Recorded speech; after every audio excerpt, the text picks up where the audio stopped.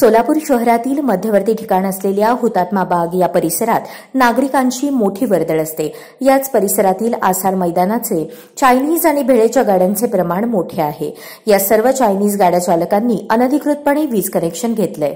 याच गाड्यांमधील एका चायनीज गाडीला विजेचा करंट उतरल्याने 3 श्वानांचा जागीच मृत्यू झाला। सकाळी नागरिकांनी ही घटना पाहिल्यानंतर सर्व परिसरात एकच गोंधळ उडाला।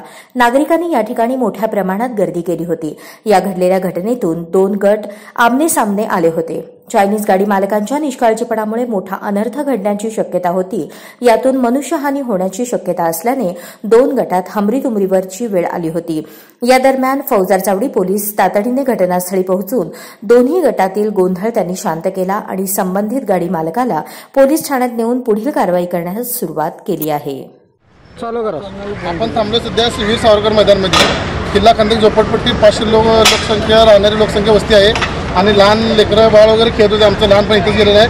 हे प्रॉपर मैदान होतं। आता या गाड्याच्या कब्जामुळे पूर्ण मैदानात खेळाचा प्रवाह बंद झाला लेकरांचा आणि कधी कधी छोटे छोटे लेकरं लहान लहान काय त्या ज्या ठिकाणी करंट होऊन कुत्रे मेलेत त्याच गाडीला स्टंप म्हणून क्रिकेट खेळतात आणि लाईट अधिकृत लाईट असल्यामुळं ते आता लाईट कनेक्शन बंद केले किंवा पावसाने बंद झाले काय आता कल्पना नाही, पण त्या गाडीला करंट अधिकृत आहे आमची मान्यता आहे आणि तिथे 2 कुत्रे मेले। ह्या ठिकाणी लहान लेकरं मेले तर ह्याची जिम्मेदारी कोण?